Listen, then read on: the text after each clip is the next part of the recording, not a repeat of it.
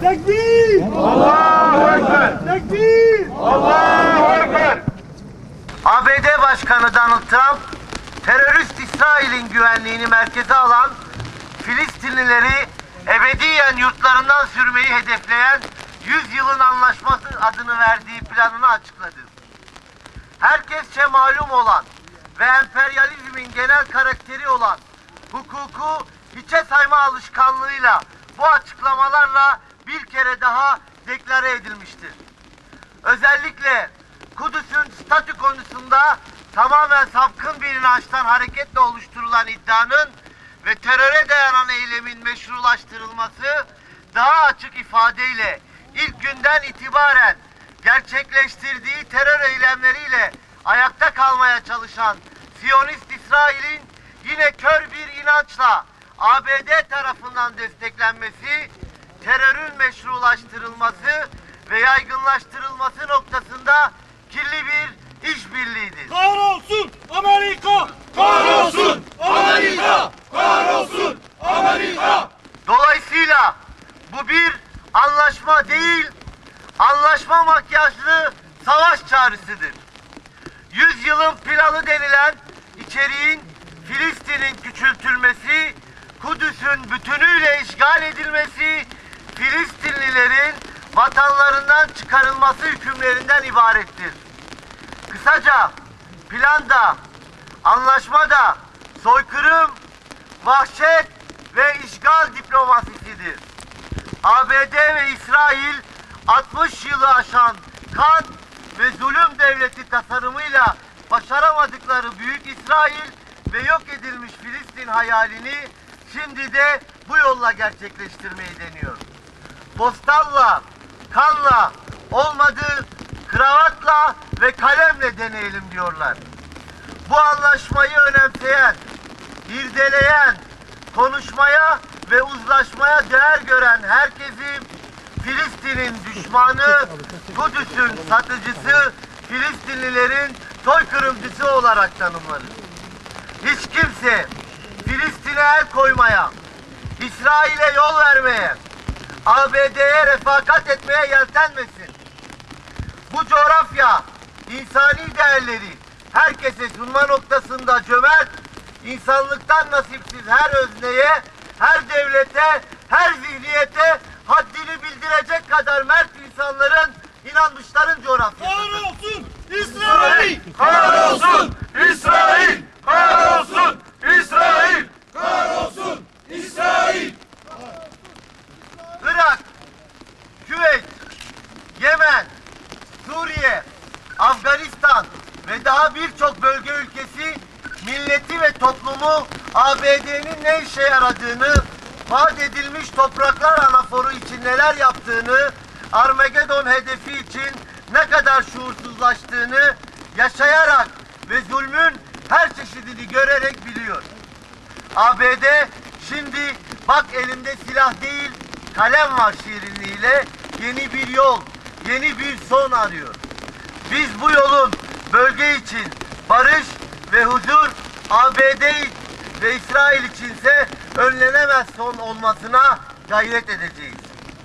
Evangelist, Siyonist, akıl ve ahlaksızlık işbirliğinde üretilen 100 yılın planı, 100 yılın rezaleti, 100 yılın dayatması, 100 yılın kurnazlığı, insanlığın onur ortaklığıyla, Müslüman kitlenin idrak ve şuur ortaklığıyla yırtılıp çöpe atılır.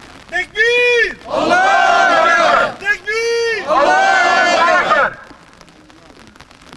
Bu planı yazanlar, yayanlar, bu plan üzerinden ABD ve İsrail'e yamalanıp yanaşanlar, tarihin çöp sepetine atılanlar kervanına katılırlar.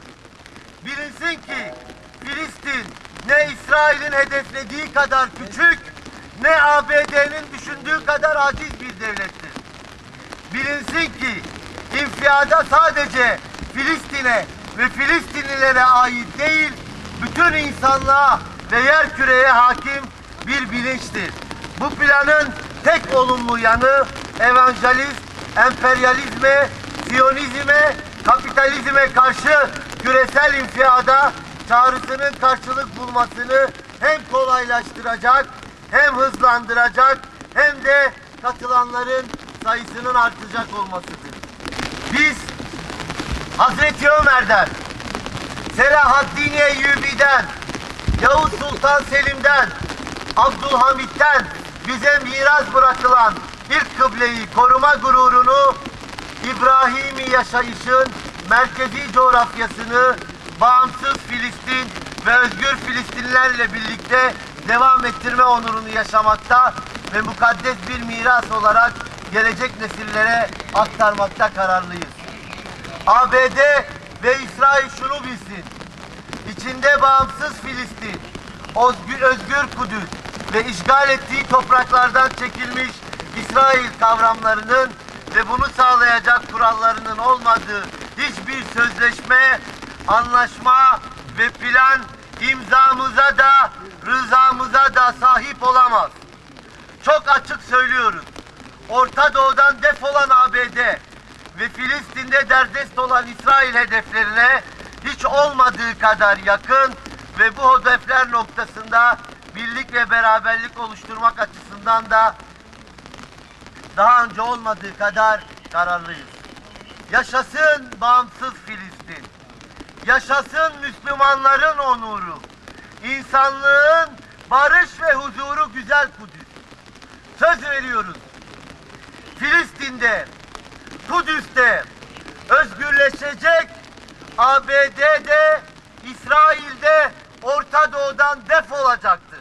Ya İlahel Alemin, kapına geldik, ellerimizi açtık, bizleri boş geri çevirme ya Rabbi. Yaptığımız bütün günahlara tövbe ediyoruz. Tövbelerimizi kabul eyle ya Rabbi. Yaptığımız ve yapacağımız bütün duaları dergah izzetinde kabul eyle ya Rabbi. Ya İlahel Alemin, bizleri dinden, imandan ayırma ya Rabbi. Cümlemize, İslam'a ve Müslümanlara hizmet edecek nesiller yetiştirmeyi nasip eyle ya Rabbi. İslam coğrafyasında acı çeken bütün kardeşlerimize yardım eyle ya Rabbi. Suriye'de, İdlib'de, Libya'da, Filistin'de zor durumda olan kardeşlerimize yardım eyle ya Rabbi. Ya İlahel Alemin, Kudüs'ü parçalamak isteyen ABD ve İsrail'e fırsat verme ya Rabbi. Ebrehe'nin Kabe'yi yıkmaya geldiğinde onları nasıl helak ettiysen ABD ve İsrail'i de helak eyle ya Rabbi. ABD ve İsrail'i kahru perişan eyle ya Rabbi. Kahhar sıfatınla ABD ve İsrail'i kahreyle ya Rabbi. Şiddetini göster ya Rabbi.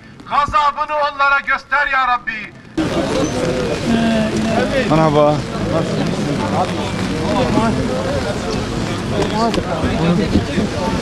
Tamam öyle. Allah'a emanet, sağ olasın.